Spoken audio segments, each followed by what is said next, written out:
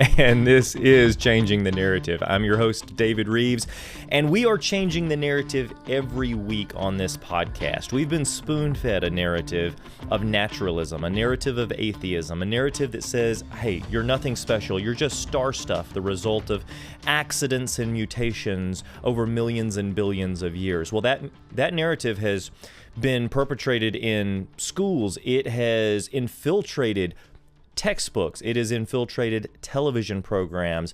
It is all over universities, and it's time that we change the narrative, change it back to truth, biblical truth, the idea that we are created in the image of God, fearfully and wonderfully made, and that's what we do each week. Now, this week, I've got a really, really special treat for you. Colonel Jeff Williams is a NASA astronaut, has spent about a year and a half in space, I believe. We're going to get some of his story today, and he has this incredible story, including some amazing pictures that he's taken from the ISS. We're going to get into all of that here in just a moment. Welcome to the program. Thank you, David. It is great to have you on, and you flew out yesterday, is that correct? That's right, yeah. I flew in from Portland, Oregon, which is not far from where I live. That's wonderful. We were actually looking at Mount St. Helens a few moments ago, and you're not that far. We're in the foothills, just south of it, yes. I love it. I love it. Okay, so I want to hear a little bit about your story, but maybe just a quick recap of the last decade of your life, because you've had some monumental things happen, missions to space, so many different things. Tell me a little bit about that. About the NASA stuff, yes. Right? Well, I became a NASA astronaut in 1996. Okay. I just retired this last January. Exactly. I was working, coordinating things the last few years. My last flight was in 2016, but that was the fourth flight that I was on. So in my entire career was dedicated to the building, construction, and the operation of the International Space Station. So first flight in 2000 Okay. on the Space Shuttle Atlantis, Yeah. a 10-day flight. And then I got, I like to say, banished to the Eastern Front. I got asked to go to Russia. And I spent most of my time in the 2000s and in the teens in Russia, and launched 3 times on a Russian Soyuz from Kazakhstan in 2006, 2009, and most recently in 2016. Each of those flights were about 6 months long. Wow. That's a lot of time in space, I'll tell you. Yeah, that's a lot. And ask my wife about that. She's the one that endured it the most, yes. Okay, so you're fluent in Russian? Nizhny говори по-русски, наша на борт станции, да. Oh, that's so neat. Okay, this is a journey that you have been on since you were young, and it's something that has kind of taken you through the steps to even have the potential to go to space. I want you to encourage people with your story. Tell me how it all began, how your interests began, and then the steps you took, the dedication that it took for you to be here today. I grew up in a small dairy farm in northern Wisconsin, so my horizon was very limited. Yeah. My father, though, was a school teacher and a guidance counselor during the years that I went through high school, and he got exposed to, of course, to military recruiters, and he got tours to all the military academies. So I became aware of him through his work, and I applied to West Point in high school and got accepted and went there in 1976. And there I was exposed to first flying, which a lot of people don't think about the Army as a piloting potential, but most of the aircraft are helicopters, and it was right after Vietnam, so my instructors and many of my mentors were helicopter pilots that had just come back from Vietnam. How about that? And the exposure to that said, I need to do that. I want to do that. I had a growing interest in aeronautical engineering. In fact, I switched from civil to aeronautical in my thinking.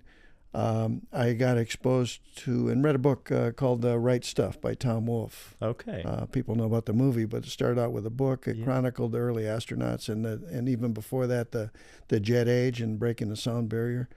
And that kind of grew my interest in saying, oh, not only a pilot, but experimental test pilot. And then 1978, the first Army astronaut was selected, Bob Stewart. Okay. And he came up to West Point, gave a talk.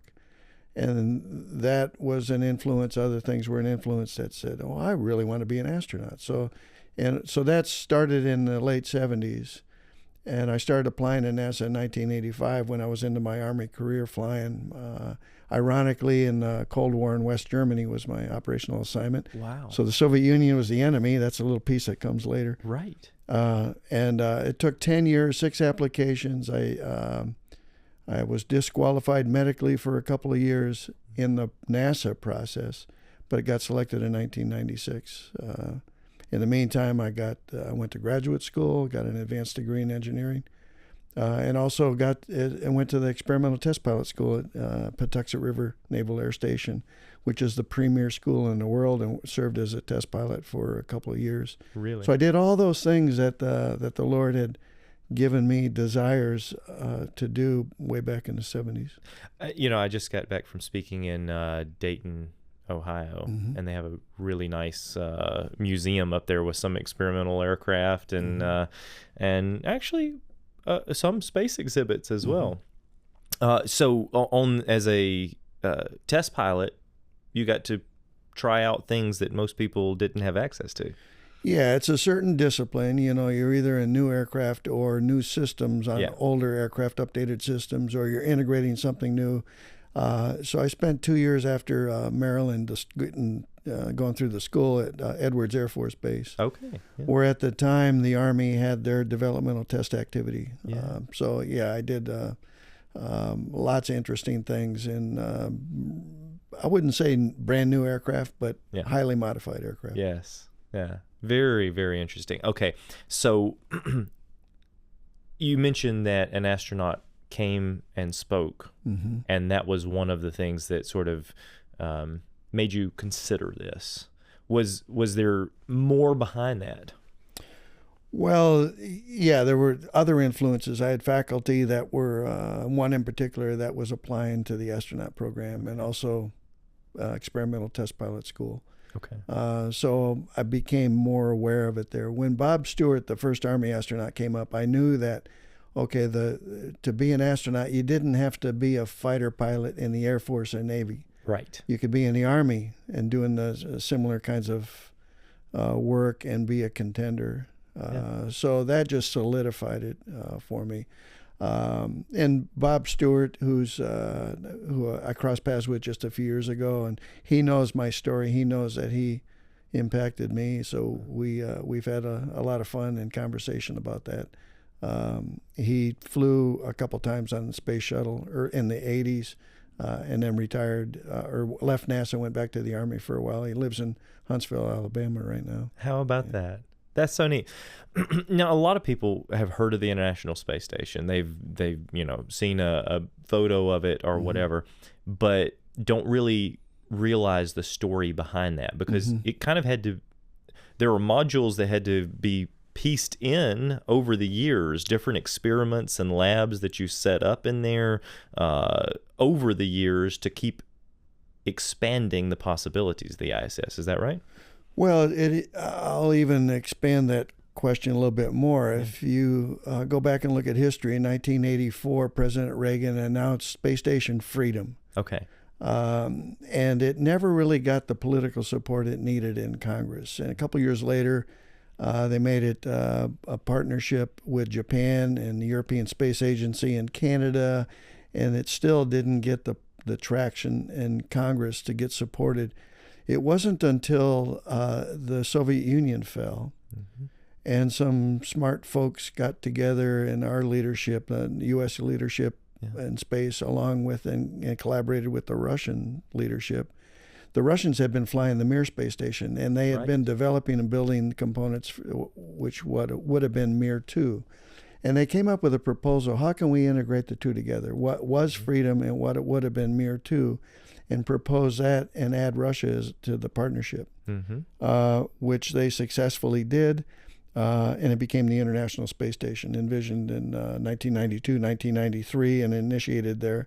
Well, we had to learn to work together because it was we were previously enemies. It's a different history, different technology approach, different philosophies or whatnot. So it was a very difficult thing to do, very challenging thing to do. And we started with working with them on the Mir space station, getting the shuttle there with several times. We had several Americans on Mir, that where we learned how to operate together. And then in 1998, we launched the first element of the International Space Station. It was designed to be put up by primarily the space shuttle, a piece at a time. Each piece is about 40 feet in length, 12 feet in diameter. But the U.S. part of the International Space Station is really the design that was from Freedom. Okay. And the Russian segment of the International Space Station is the design and the components built for Mir 2. And we started building in 1998. We finished it in 2010. Wow. And of course, we've added capability. Since then, we've upgraded some components like the solar arrays and other things. And it's an orbiting laboratory, as you alluded to, so there's a lot of science going on.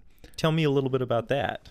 Well, I've participated in hundreds of experiments over the time, more as a lab technician than a scientist, which is what we do. So we get an experiment, it gets put on our schedule for a day. You know, we assemble it, put it together, execute it, and everything from pet rocks, which you don't interact with at all, to things that are highly interactive.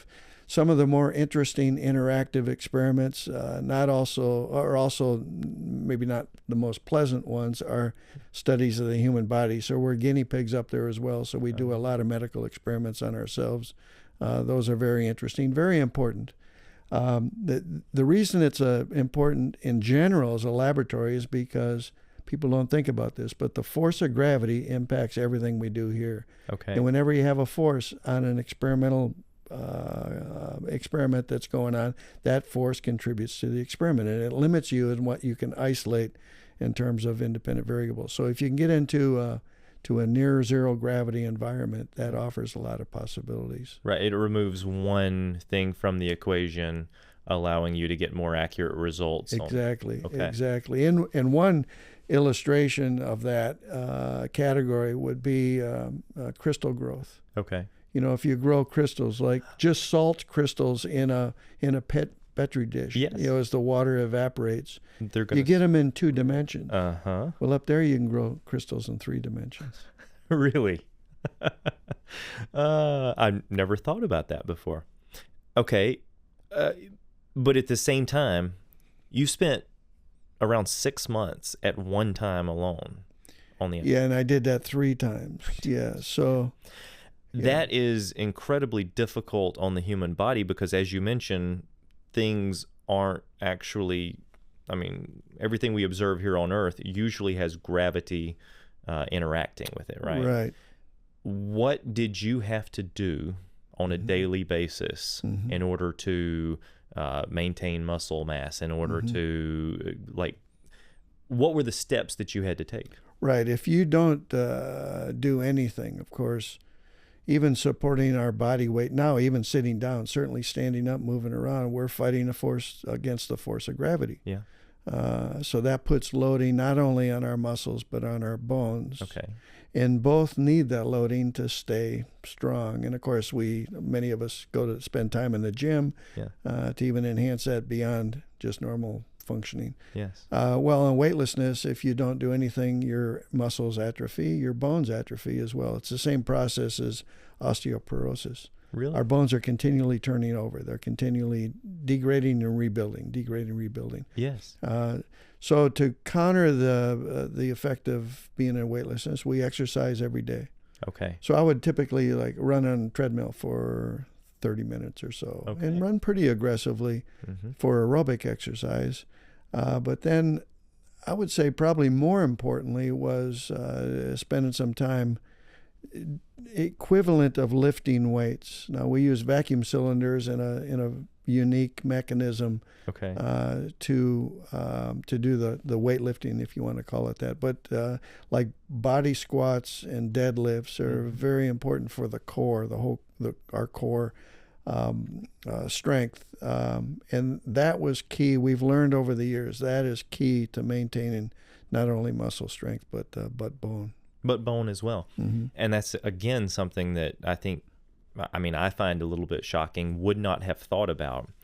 And to me, that kind of points to the fine-tuned factor, right? A lot of people say, well, the Earth has, a number of factors that enable human life to safely exist, right? And then you start thinking about that, and you're like, okay, yeah, we're within the habitable zone of our star, the sun. We have liquid water, right? We have an atmosphere that's breathable, and yeah, even that comes into play with the ISS.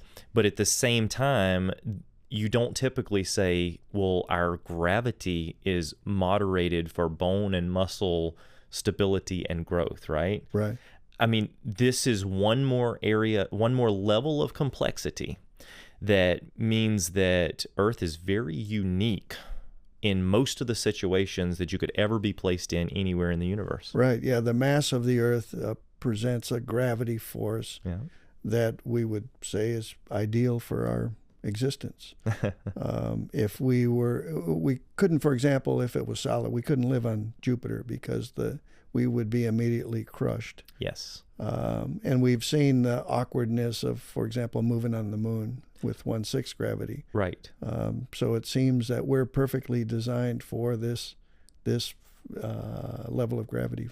Someone brought up the other day, a few days ago, I was talking with someone, and they were like, well, on the moon, if we all had cars on the moon, you go to take a corner and you just skid out of control because of the gravity. Yeah. Doesn't exert sufficient pressure on the tires to the surface to, yeah. Right. Yeah. Or we'd be going airborne every little bump in the road. With the potholes that we have across the country. Yeah, that wouldn't be fun. Okay, so there are so many factors that are working on the International Space Station, experiments that are being done to increase our scientific knowledge. Maybe let's talk for a moment about the scientific knowledge of the natural world, right? I mean, science or scientia basically means knowledge of the natural world, right? It's knowledge that we have of what's going on around us. So conducting those experiments are giving us more knowledge of how the world works, of how the cosmos works. And the more we learn, the more, again, levels of complexity, the more design features, the more engineering principles that we discover are in place. And we won't talk too much about that in this program, but I think that that's very curious, don't you? That everything is pointing towards this almost a design. Well, of course, yeah. Everything is pointing to design, an ordered design, a predictable order once we investigate it. One that the scientist, classic science, would say it's contingent, which means there's an order that's not inherent to what we are investigating, right? But it's an order that's imposed on it, and we would say imposed by the Creator. And we certainly see that in the space station operations. You see it in the space station operations. You see it in the laws in physics, which govern us, right? Because a lot of those work on mathematical principles that we can scribble down on a piece of paper very elegantly, and yet to try to describe them, you can scribble them down on an equation on a piece of paper, but to try to adequately describe what's going on is quite a challenge. And they're universal. A lot of these laws in physics are universal. Sure, they'll apply everywhere we can possibly imagine. Right. I mean, a simple example is, think about it multiple times, 4 times personally. I launched on a rocket, and we knew exactly when to launch the rocket, at the precise second when to launch it, what direction to send it, how much fuel we needed on board to then fire the engine for a specific amount of time, and enter into an Earth orbit where we're going around the Earth every 90 minutes, 17,500 miles an hour. That put us in an orbit that later we could very precisely rendezvous and dock with an International Space Station, going at that same orbital velocity at about 0.1 feet per second, plus or minus an inch.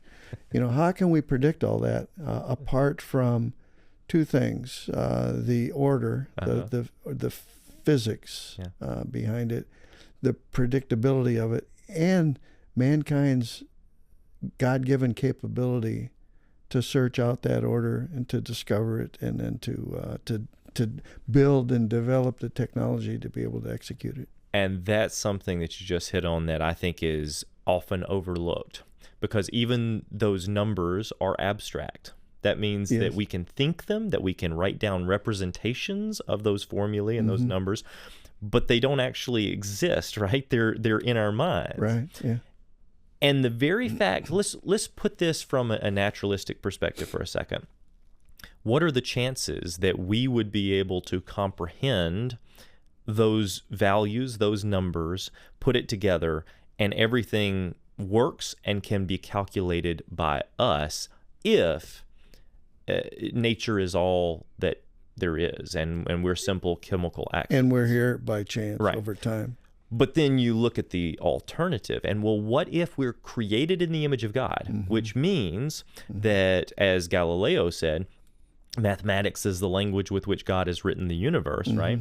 So, in other words, this grand creator, this grand designer, this engineer creates a cosmos. He creates the laws, physics, and mechanisms in which it works using numerical values. And then he creates us in his image with a tiny fraction of his ability to comprehend those things, so that we can figure out a few of the ways and the physics and the numbers that he used when he created. That makes a lot of sense. Absolutely. I can guarantee you your dog doesn't contemplate these things, right? My dog That's doesn't right. contemplate these things. It's unique to humanity, who bear the image of the Creator, and he has granted us that. He granted us the curiosity, the ability Yes. to just imagine, to comprehend, to go explore, to discover, Yes. to experiment, and out of that comes the development of technology and engineering. To experiment, to grow, to explore, and then we have two options, right? We can give him the glory for it, Yes, or yes. we can attribute it all to nature. Yeah. Cats love to explore. All sorts of animals love to explore, but they don't sit and philosophize about their existence, right? Right, They're not right. looking for those grand answers. Tell me about a time on the ISS. We were actually sitting around having lunch one time, and you told me, I think, a story about smoke, the word smoke. Yeah, I was doing an experiment in the U.S. segment of the space station. I was listening to Pavel, my Russian crewmate, talking to Mission Control in Moscow, and in the conversation, all of a sudden, I heard the word in Russian, "dim," Okay. and "dim" is smoke. And I thought, oh, smoke is not good on a space, in any kind of a craft, right? Ship or spacecraft. Yeah. So I immediately headed back to where he was, and as soon as I headed that direction, got into the next module, I could smell the smoke, and as I got closer to him, it got thicker and thicker and stronger. So I arrived into the module where he was. He had his head buried behind a panel. He had been working on a piece of equipment that produces oxygen. It's called the Electron. And they were troubleshooting it. It wasn't working right, and it had overheated. And we didn't have flames, but we had a lot of smoke. So I hit the fire alarm, declared an emergency, started talking to Mission Control in Houston to coordinate with Moscow. Yeah. In hitting the fire alarm, executed a software response which shuts down a lot of things like ventilation, because you don't want to push the contaminated atmosphere, the smoke, into other modules.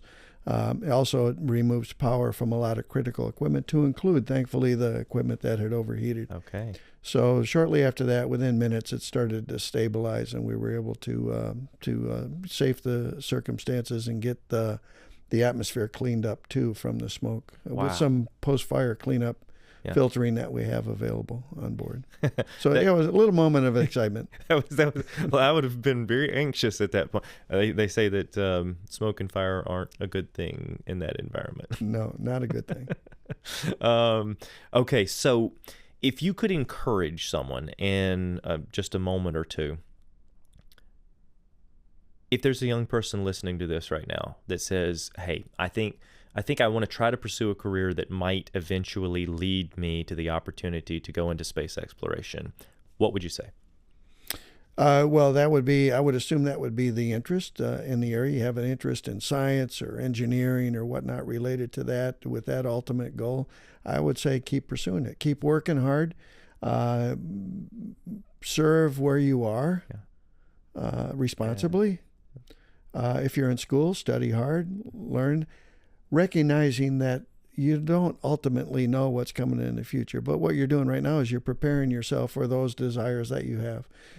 Keep feeding those desires, and keep taking, being responsible for what you have, what the Lord has provided for you today, stewarding the opportunities. And if the opportunity opens up itself in the future, that's great. Ultimately, we don't have control over the future. That's right.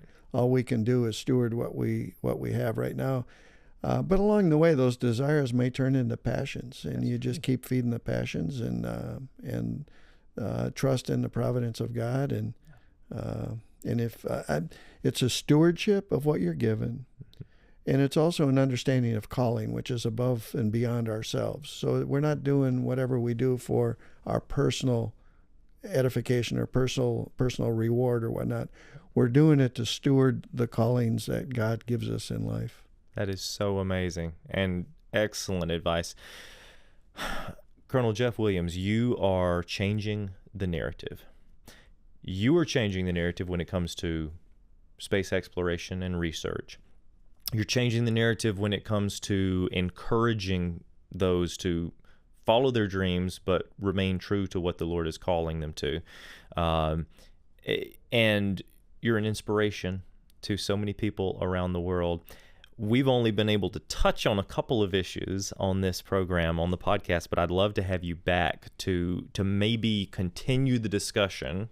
And then you're going to be on stage in the Wonders Theater tonight. Well, not when the listeners are hearing this, but tonight, to a full crowd, talking about the work of God's hands and sharing photos from space. Thank you so much for being here. Thank you. Yes, sir. And thank you for joining us on Changing the Narrative. I'm David Rives, and until next time, I want you to keep looking up. Truly, the heavens declare the glory of God.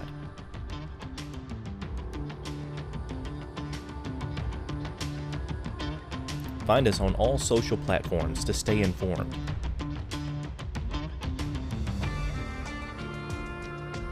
Watch Genesis Science Network 24/7 for free on Roku, Fire TV, and on our website. Visit the world's largest origins-based store, creationsuperstore.com. Plan your trip to the Wonders Center and Science Museum just outside of Nashville, Tennessee. Donate to our nonprofit ministry to help us continue sharing truth.